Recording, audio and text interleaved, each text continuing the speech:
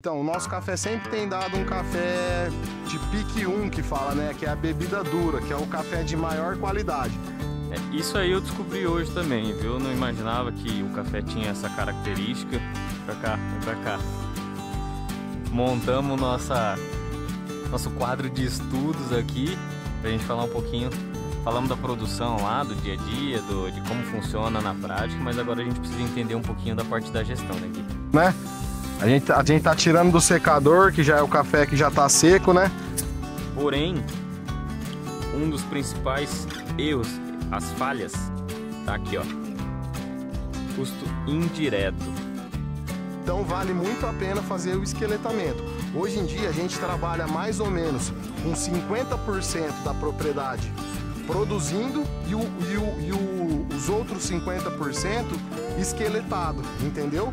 Produção você consegue corrigir, você consegue ali estratégias para melhorar, Sim. Seja trocando café, seja fazendo uma reforma, melhorando a terra, o que for. E o desembolso, aí você procura ou gastar menos, ou produzir mais para diminuir o custo por saca. Você vai fazendo manobras ali, estratégias para ir corrigindo. Fala turma, bom dia! Hoje não vamos falar de pecuária, hein? Vamos falar de café novamente. Voltamos aqui com o Gui no sítio Fubá, que na verdade não vai ser mais sítio Fubá, vai mudar agora, já a gente conta. Mas vamos mostrar um pouquinho da parte do café, como que tá o café hoje, e nós vamos falar um pouco da estrutura de como fazer a conta, de como organizar os custos do café, relacionar com a produção. O Gui também vai explicar um pouquinho de como funciona a dinâmica do café como um todo, pensando ali como funciona a produção, os cortes necessários para fazer, para corrigir a produção, mostrar um pouquinho das áreas que estão em reforma e não, mas aqui ele já vai mostrar um pouquinho de como que está a situação atual do rancho dos pés de café. Mas antes, já deixa o like aí, se inscreve no canal, senão a gente não consegue fazer mais vídeo. Bora! Ô Gui, dá uma alô pra turma Galera, aí. Beleza? O Gui Bom de novo dia. aqui, vocês já conhecem, já mostramos um pouquinho do café, das máquinas. A gente tem que mostrar a colheita ainda, as máquinas trabalhando, mas como choveu bastante, a gente vai mostrar um pouquinho mais da parte de gestão hoje. Aí aqui a gente parou numa rua aqui para ele... Essa área aqui é uma área que não produziu muito esse ano, então ela vai dar mais café ano que vem. Então é uma área que descansou, né, vamos se dizer, ó, é uma área que tá bonita, ela tá folhada, a botoação já vem vindo, ó. Não sei se vai dar para ver no vídeo, ó, mas isso aqui é a botoação, ó, nas gemas, tá vendo? São as geminhas do café, né? Então isso aqui já é o começo da abotoação. Então assim, a gente já tem, né, logo mais já vem florada, né? Então é um café que vai dar produção, né? Essa área foi a área que deu menos café, né? Então a gente, né, espera uma boa produção no ano que vem. Tem partes do sítio que produziu bastante. A gente vai mostrar para vocês que o café está bem seco mesmo, que a gente vai precisar entrar com um método de poda, né, que é o esqueletamento do café.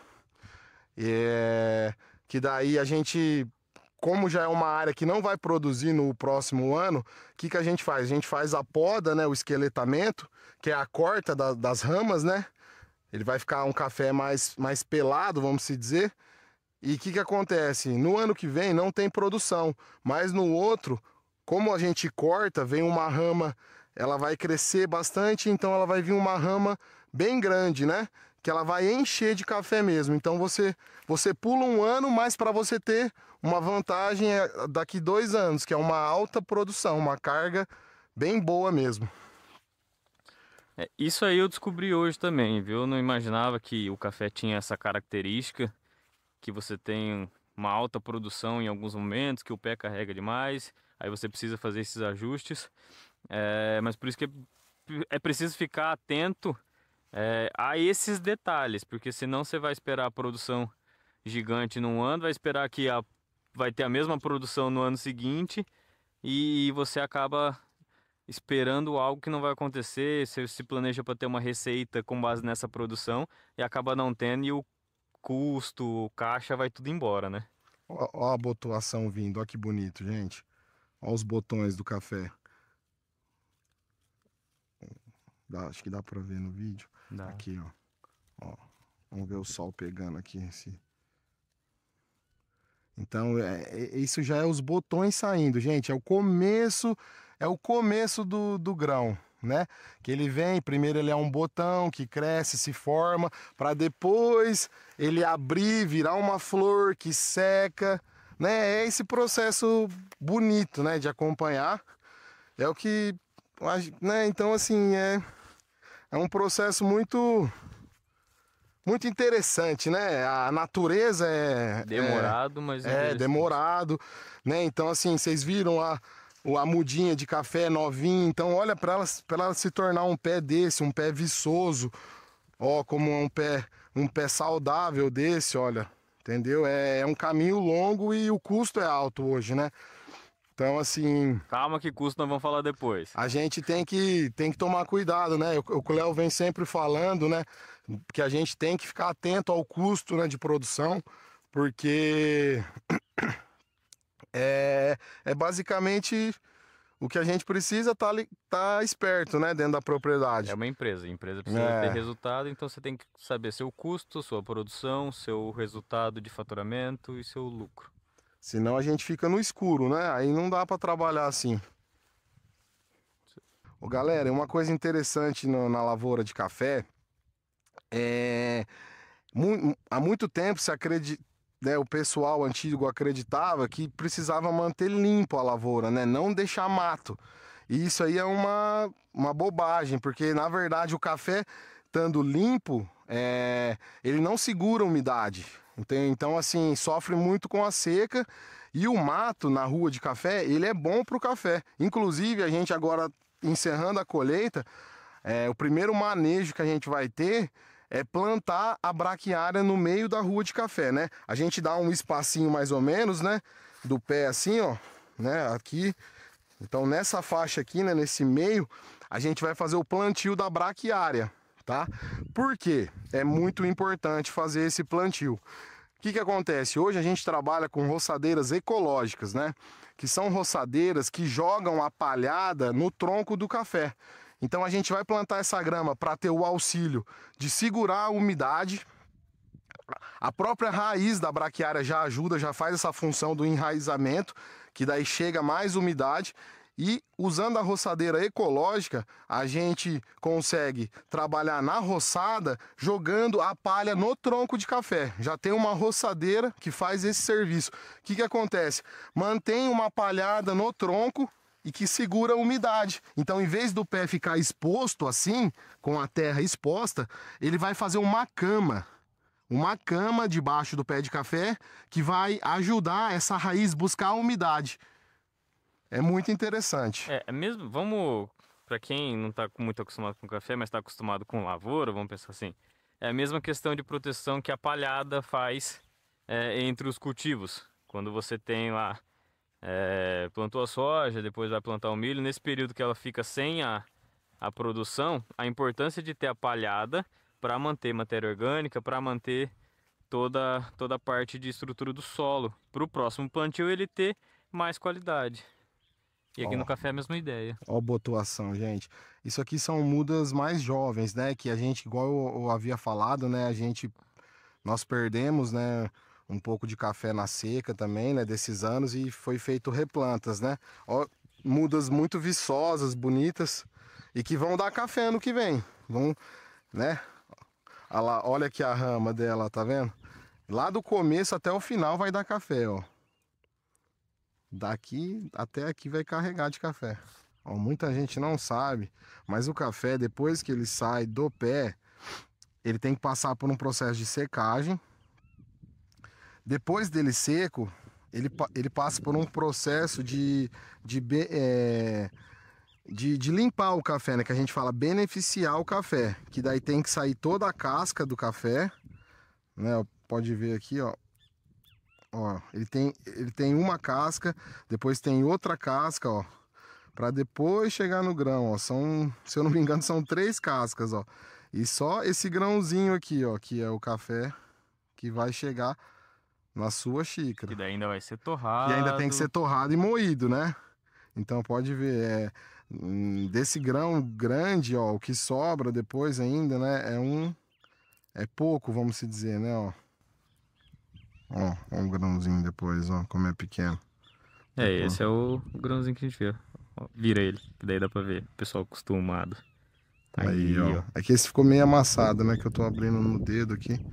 Ó, a gente veio para uma área aqui para mostrar muito bem a característica do que o Gui falou, da questão de variação de produção de um ano para o outro, que tem a questão da área que mais produziu, e depois nós vamos mostrar também uma parte relacionada ao espaçamento das linhas, tá? Mas ele vai falar aqui, mostrar um pouquinho da diferença dos pés de café pós-produção, pós-alta produção. Ô galera, então, a gente saiu daquela área que é uma área que deu pouco café, né? Para uma área que deu bastante, que carregou. Então vocês podem ver, olha como secou esse café, como ele perdeu as folhas, né?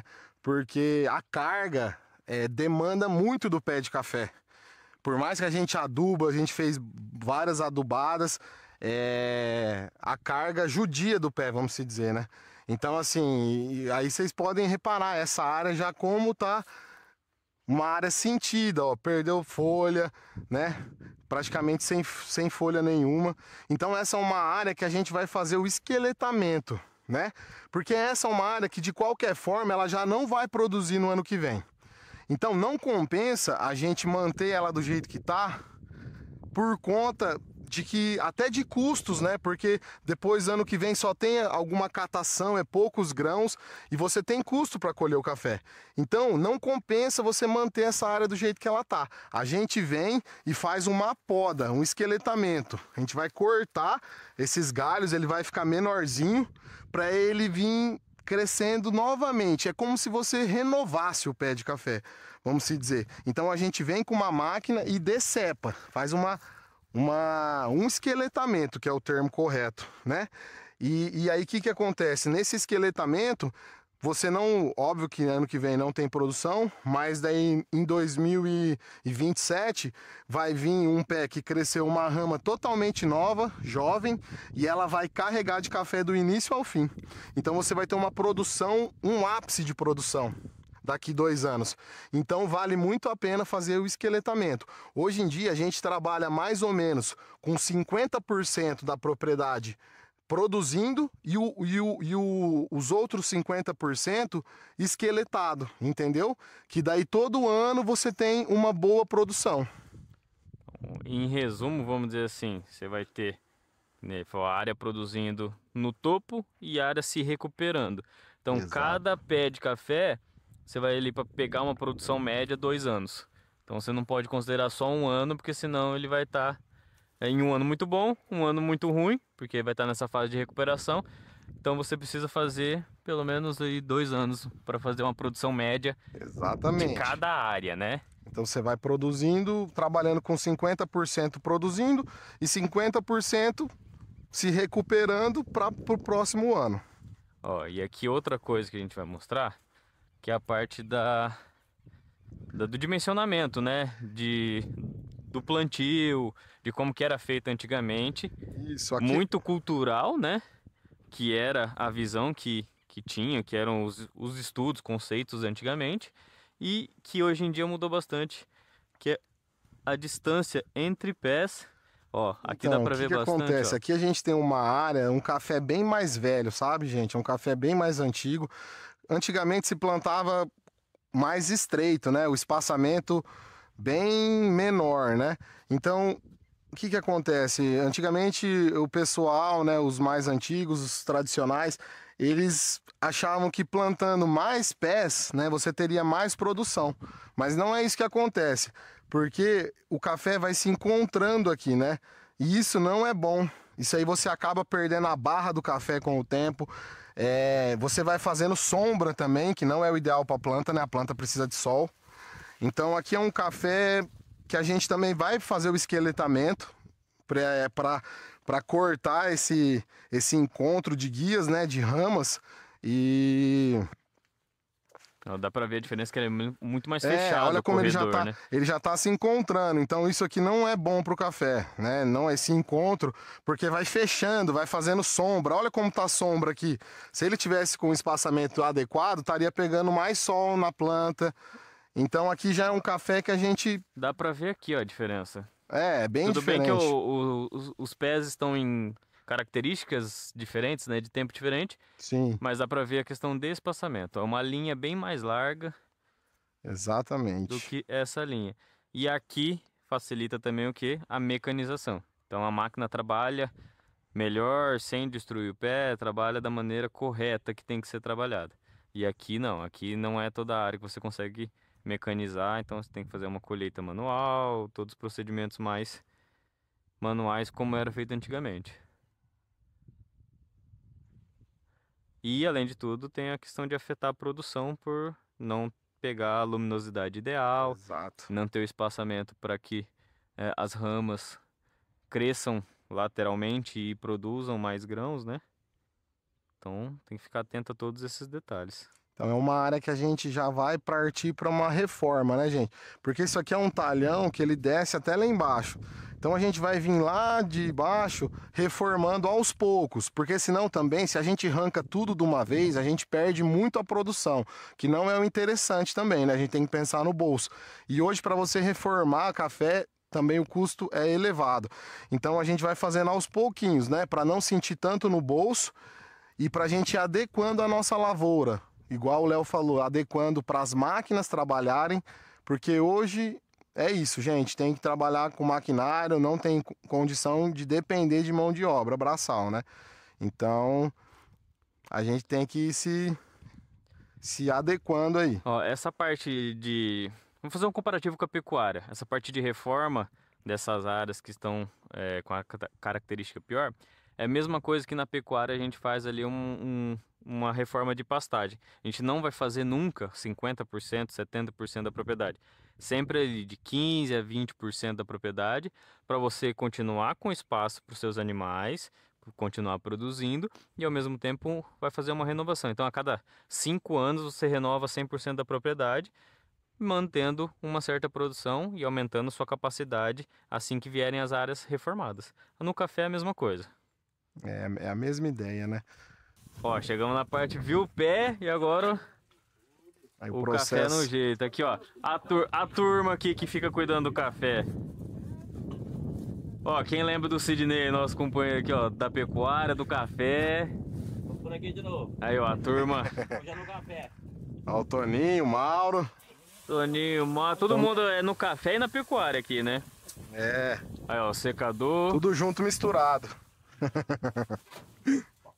ensacar tudo. Ô, Gui, mostra aqui pra nós. Então, galera, esse aqui é o café em coco, né? A gente tá tirando do secador, que já é o café que já tá seco, né?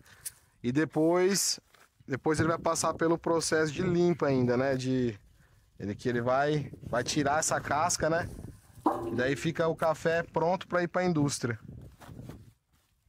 Então aí estamos costurando, né, a sacaria para guardar na tulha e depois que a gente vai limpar. Ô, Sidney, conta pra nós aqui, depois que faz a colheita lá, qual que é o processo pra ele vir? Fica no terreiro, secador, como que funciona? Vem pro terreiro primeiro, para depois ir pro secador. E quanto tempo que ele fica mais ou menos no secador até achar o ponto de não, tá ideal pra ensacar pra poder mandar embora? Ah, depende do jeito que ele vem da roça. Se vier daquele jeito lá, vai dar um dia e meio, 2 dias, né?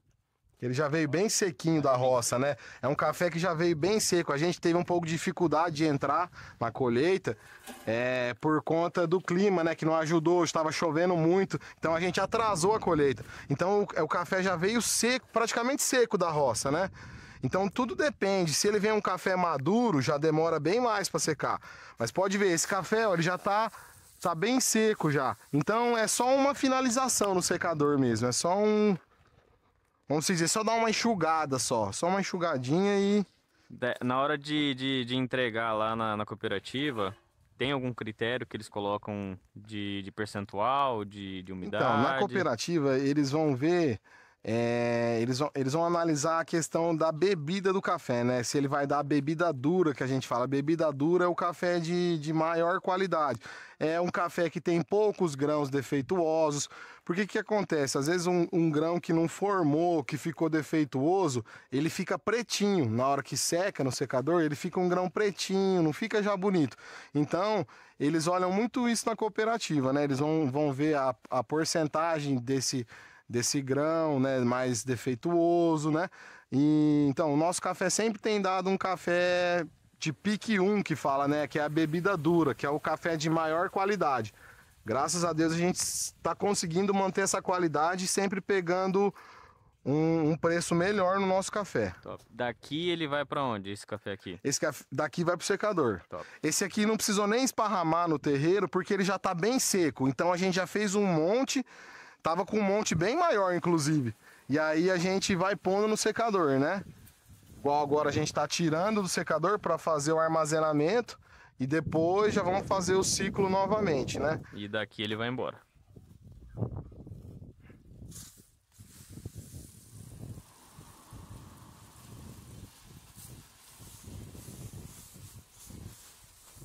Top. Esse aqui é o resíduo do café, a palha do café, né, Gui? Isso, depois que limpa, igual eu falei para vocês, tem que tirar aquela casca, né? A gente faz beneficia o café, né, que fala, né? Beneficiar.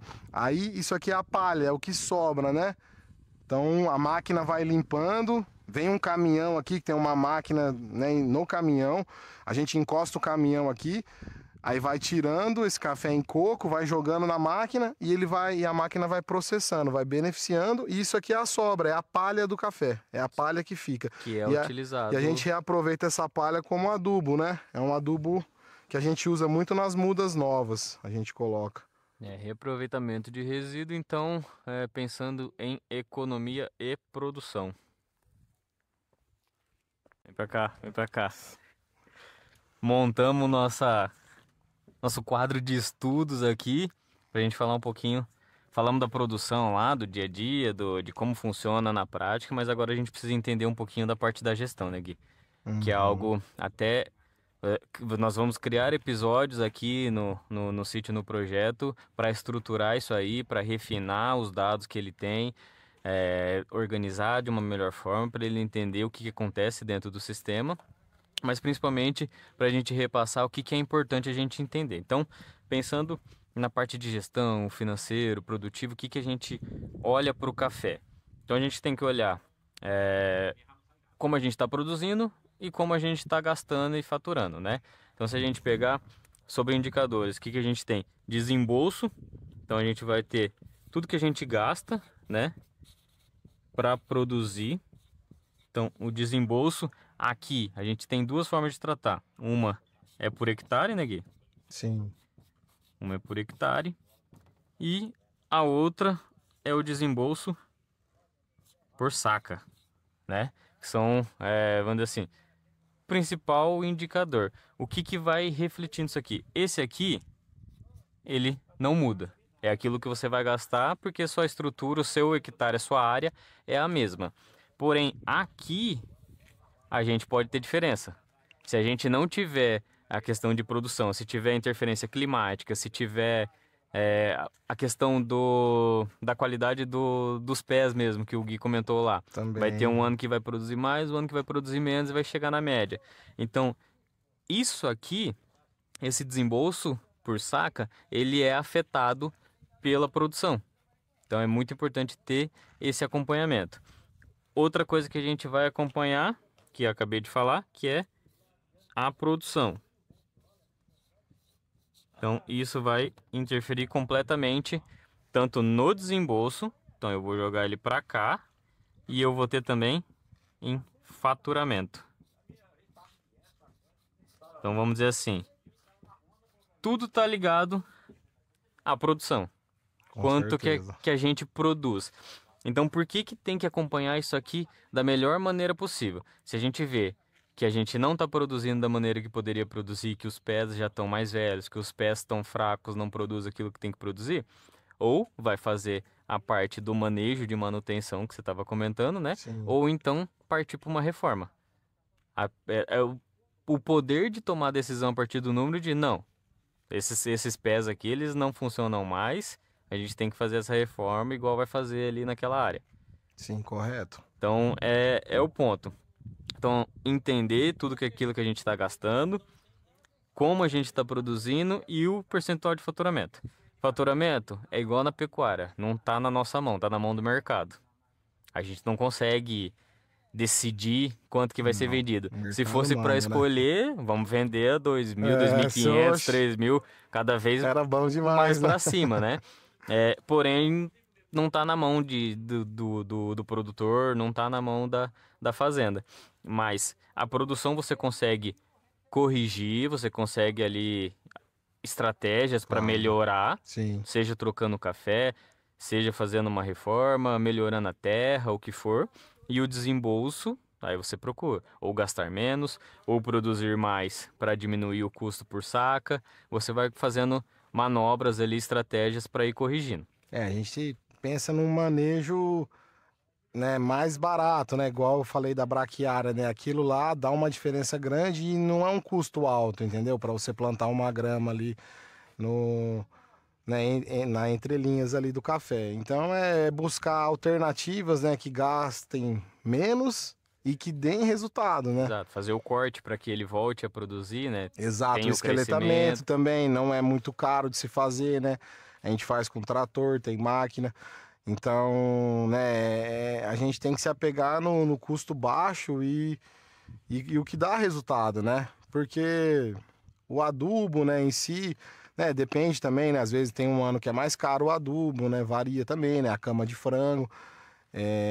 Mas a gente tem que se apegar no E aí a no importância custo do baixo, planejamento. né? Você planejar, você Exatamente. sabe qual foi o seu custo agora, você planeja quanto você vai precisar de adubo, quanto você vai precisar para fazer uma negociação, talvez na cooperativa, Sim, conseguir um preço melhor, comprar uma quantidade maior com e assim certeza. por diante. Então, planejamento é a base de tudo. Vamos para a segunda parte. Pode ficar aí. Beleza. Depois eu só corto lá. Ó, apagador, vai. Pagador top, Nossa, fi. tá ótimo. Tá. Falamos de indicadores, né? Agora pensando em desembolso, esse eu vejo que é um ponto que tem muito erro. Não um erro, mas assim, falta para ser concretizado da maneira correta, que é a distribuição do custo, o perfil desembolso. O que a gente precisa ter com relação à estrutura de custos de desembolso? Nós vamos ter custos diretos, que aqui eu tenho o que é relacionado específico à produção. Então eu vou ter os pés de café. Quando você está trabalhando com lavoura, você tem as sementes, por exemplo. Aqui você vai ter o pé em si, né? Então você tem o pé. Aí você tem corretivos, tudo que você trabalha para correção de solo, para correção do ambiente. Você tem a parte de herbicidas, fungicidas, Sim. inseticidas, toda essa parte química, biológica, né? Sim. Aí você tem a parte de colheita, então seja ela mecanizada ou manual, você tem esse custo. Na mecanizada você vai ter o custo do diesel também, do combustível, assim por diante. E você tem o custo do beneficiamento, do secador, da embalagem, do frete. Sim. Tem todos esses custos que são os custos diretos. Quanto a isso, beleza. Normalmente esse custo ele é muito bem organizado. Você tem muito bem detalhado o que é cada custo. Porém, um dos principais erros, as falhas, tá aqui, ó. Custo indireto. O que são esses custos indiretos? É a mão de obra que você tem na propriedade, que não está direcionada ao café em si. Por exemplo, aqui tem a mão de obra, tem pecuária e tem café. A mesma mão de obra trabalha por os dois, Sim. né? E como que a gente faz a separação disso? Se você não tem o controle lá, hoje eu trabalhei no café, hoje eu trabalhei nisso. Você consegue fazer um percentual, ele atribui rateio. Aqui não tem rateio, aqui tem rateio, se você tem mais de uma cultura. Então você pega, eu não tenho essa anotação, eu não sei mais ou menos quanto dá, eu trabalho 50% para cada. Então beleza, 50% da mão de obra que você tem na fazenda, você tem que atribuir aqui também, Uhum. tá? Outra coisa, estruturas. Então, você tem a parte de cerca, mesmo que na parte de café, você tem cerca que está em volta da propriedade. Tem Se você também. tem que arrumar aquilo ali, esse custo ele vem para cá. Sim. Nesse caso, como que eu faço essa atribuição de rateio? Eu posso fazer pela área. Então, vamos dizer que assim que eu tenho 100 hectares na minha propriedade, uma conta básica. E desses 100 hectares, 50 é da pecuária, 50 é de café. Eu faço lá o valor total que eu gastei com manutenção de infraestrutura e manutenção do parque de máquinas e custos administrativos, taxas e impostos, mão de obra. Pego todo o custo que for atribuído ao rateio e faço essa distribuição. Ah, eu tenho 50 hectares de pecuária, 50 hectares de café. 50% daquele custo tem que vir aqui. 50%, então, mão de obra vem para cá. Parque de máquinas vem para cá. ADM vem para cá. Uhum. Taxas vem para cá. Você faz proporcional ao hectare daí. Faz proporcional. Em alguns casos, pode ser atribuído o faturamento produtivo. Ah, então, quantas sacas eu produzi vezes o preço que é comercializado. Esse é outro. Eu posso usar o rateio de faturamento produtivo ou faturamento com relação às áreas. Então, aqui, o que eu vou pegar? Então, vamos dizer que é esse exemplo dos 100 hectares que eu tenho na propriedade e 50% é do café. Então, 50% do que gasta com tudo isso aqui, que não está diretamente relacionado ao café, também tem que ser atribuído no custo final da saca. Entendeu? Interessante. O que acontece? Se a gente não fizer isso, pode ser que aquele custo real da saca tá errado. Tá faltando algum custo ali. Uhum. Pode ser maior. Então, no final das contas, quando a gente vai... O que é o lucro da fazenda? O que é o resultado final? É o custo por saca, certo? Vezes o custo de venda. Esse aqui precisa ser maior que esse para eu ter resultado. Então, se tiver faltando alguma coisa aqui, que pode ser aqui, pode ser que a minha lucratividade esteja errada ou algo do tipo. Então, é muito importante ter esses conceitos para saber exatamente a diferença entre o custo da saca produzida e o valor de venda. Então, esse é um dos pontos que a gente vai estruturar de acordo aqui, vai levantar todos esses dados para fazer uma estrutura completa de custos. Certo? Bora. Olha, mas aí, comenta aí, deixa aí nos comentários se vocês fazem essa divisão de custos, esse perfil de desembolso, se vocês não estão esquecendo disso aqui, dos custos indiretos, para a gente saber. E fala aí, qual que é a produção média da sua propriedade? Qual que é a produção média aqui, Gui, ultimamente? Olha, acho que mais ou menos entre 30 e 40 sacas, né, por hectare. Tá, então a gente não pode gastar 30, 40, a gente tem que gastar bem menos, a Bem gente tem que menos. gastar 10 para poder sobrar 30 que entra de resultado para a fazenda, Sim, certo? correto. Aí, ó, depois a gente vai falar mais, detalhar mais, mas por enquanto é isso. Ah, vamos mostrar os grãozinhos aqui, ó. Ah, é o café limpo, né? Aqui a gente tem uma amostrinha do café já limpo, sabe? Quando limpa na máquina ele fica mais bonito, fica mais polido, né? Mas aqui só para vocês terem uma ideia, esse café aqui já tá pronto para ser torrado e moído para ir para Pra ir pro xícara aí, comércio. para ir para É isso aí. casa de vocês. Bom, obrigado, Gui, mais uma vez Pô, pra gente fazer valeu, episódios. Valeu, Léo. E obrigado pra quem ficou até o final do vídeo. Já clica aí, deixa o like, compartilha, se inscreve no canal que a gente vai trazer toda quinta-feira, 7 isso da aí. noite tem vídeo. Sempre tem vídeo novo aí saindo, galera. E aqui vai tá ter muito bacana, hein? E aqui vai ter vários episódios, tanto da pecuária quanto do café. Então acompanha aí. Isso aí. Ó, fala, turma, manda um tchau pra turma aí que tá encerrando o vídeo. É isso.